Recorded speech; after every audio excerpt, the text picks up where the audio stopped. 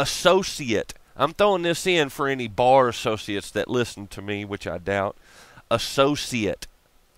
The associates are now officers of the Supreme Court of Judicature, if you like, which means justice stuff, just us, and are styled masters of the Supreme Court. Now, that was by Wharton, so it's outdated, but the deal is the definition stays the same. You're part of. Now, law of agency said it. They're an agent of the courts. They're not yours. Okay? And when you sign on with them, you're signing on to their customary law. Ask a bar associate to take you in there and run a case through American common law. Watch what happens. It ain't going to, bud. I already know that. All right. The second definition to associate, the under the original, a person associated with the judges and clerk of assize in the commission of general jail delivery. Y'all ought to like that one. Y'all ought to like that one. I ain't even going to go over that one again. Just listen to it. That was by Mosley and Whitley. Association. In English law, a writ directing certain persons, usually the clerk and his subordinate officers, which would be agents, to associate themselves with the justices and sergeants for the purposes of taking the assizes. Nice. Three Blacks Commentary 5960. And here we go. Here we come to it. My most and favorite. What Molly knew and everybody shoot right past. What Jones, Kokesh, as much as I enjoy all those people, they don't know jack when it comes to this. And here it comes. All right. Assumpsit, Latin, he undertook, he promised. And you're going to say, assumpsit? That sounds like assume. Yeah, it does. Let me do this one again. Latin, assumpsit, he undertook, he promised. Well, let's look at the definition of assume. To undertake, engage, promise. Ooh. That's Raymond Koch, to take upon one's self. Now I'm going to throw in that means your person. You're attaching that. You're putting it on yourself. This stuff is dangerous if you don't know what you're doing. Okay? So don't do it. Just learn that there is more to the world than just what you think there is. Trust me. Trust me. Wave it my way, which is a joke. Y'all get it. Some of y'all get it. Anyway, back to assumpsit. A promise or engagement by which one person assumes or undertakes to do some act or pay something to another. It may be either oral, which is called parole, but it's also oral. Yeah, parole. They're putting me on parole. They're putting you on oral. Whatever. You signed the contract. Well, you kind of got to stick to it, didn't you? That's what you said. Or in writing, but is not under seal. Now, I'm not going to explain seal. The other guys already know what it is. It is express if it's an express promise and contract, okay?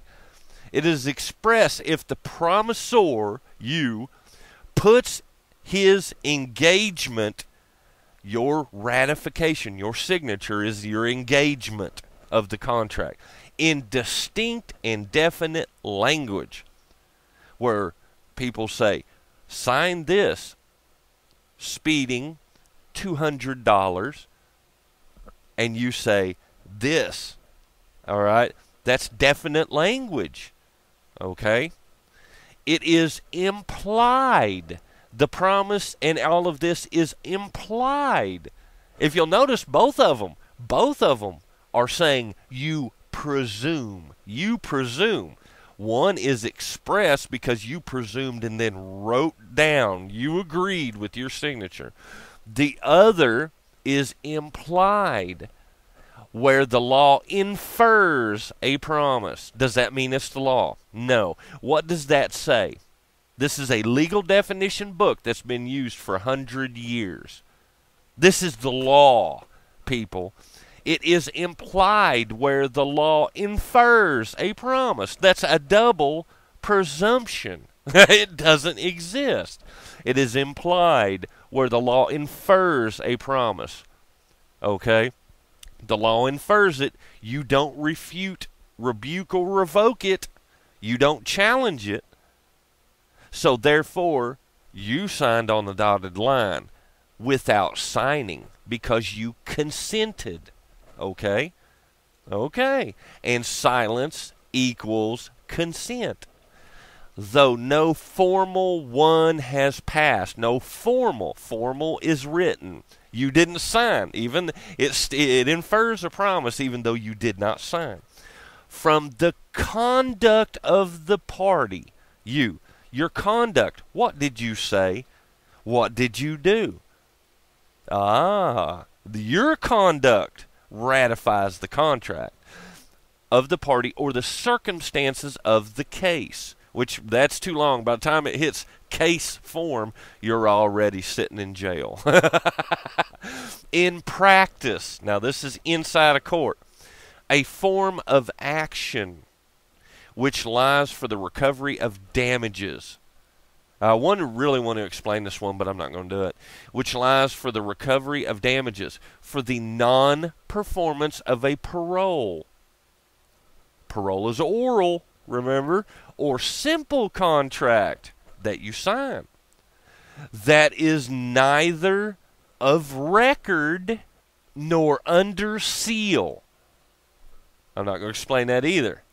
At 7 Term 351, Ballard v. Walker, 3 Johns.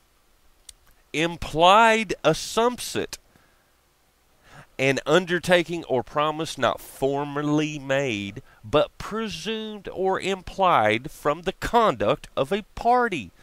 Willenborg v. Illinois Cent. R. Co. on and so forth. Special assumpsit. Special assumpsit.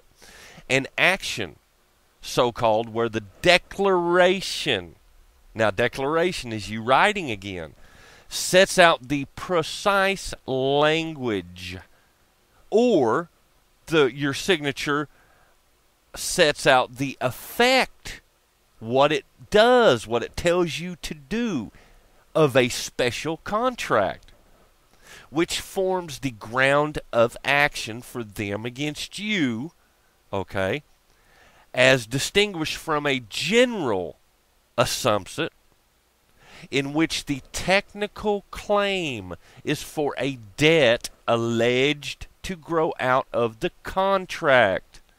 Okay? Okay. In other words, because you signed on, even if it's a general assumpsit of citizenship, etc., it's a technical claim for you to pay that grows out of that general societal contract. So when IRS says you owe, it's indebitatus assumpsit, or you assumed the debt. Ha ha ha.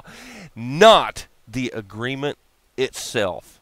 It doesn't matter at that point in time. The agreement doesn't matter because you assumed it. Okay.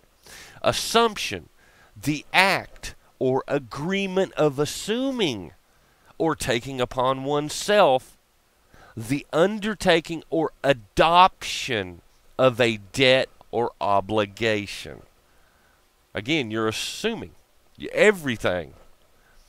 Now, I wanted to throw this one in for, don't think Tinny Broust cares, but I want to throw this in for Master P, Anti-Terrorist, and Runnymede, and Wildy, and the ones that I talked to you about it.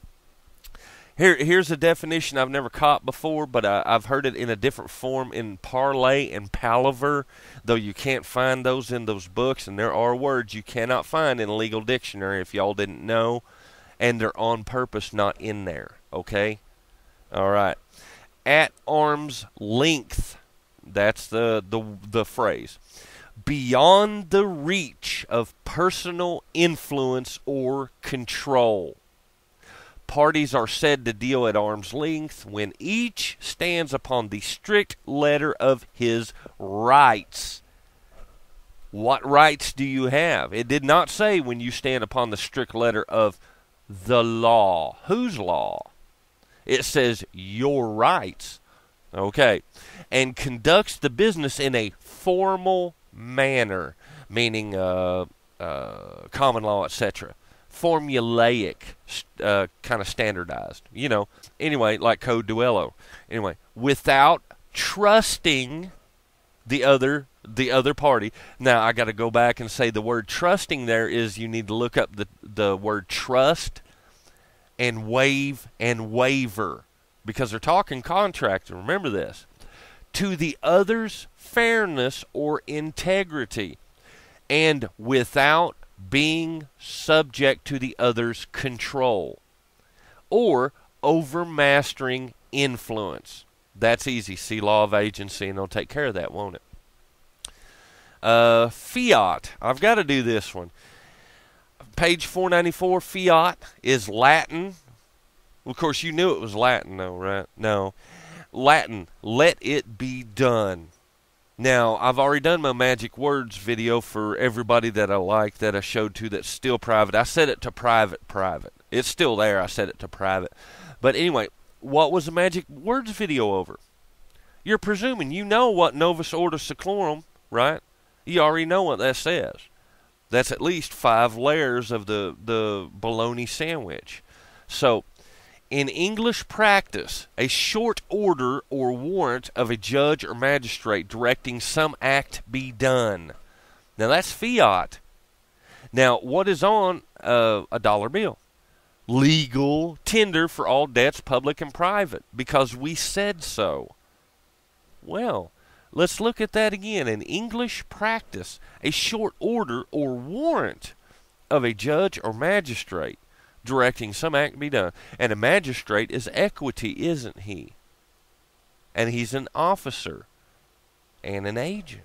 Well, now, an authority issuing from some competent source for the doing of some legal act. So they made sure to put that real vague. And some magic authority issuing from some magically competent source for the doing of some magically legal act. Okay, so don't worry about it. That's fiat. Let it be done. I've got it. I'm putting this out. Okay. On the proceedings in the English bankrupt practice, now this is fiat still, being a power, fiat is a power, signed by the Lord Chancellor, addressed to the Court of Bankruptcy, authoring and petitioning creditor to prosecute his complaint before it. Yeah, nice one. Nice one.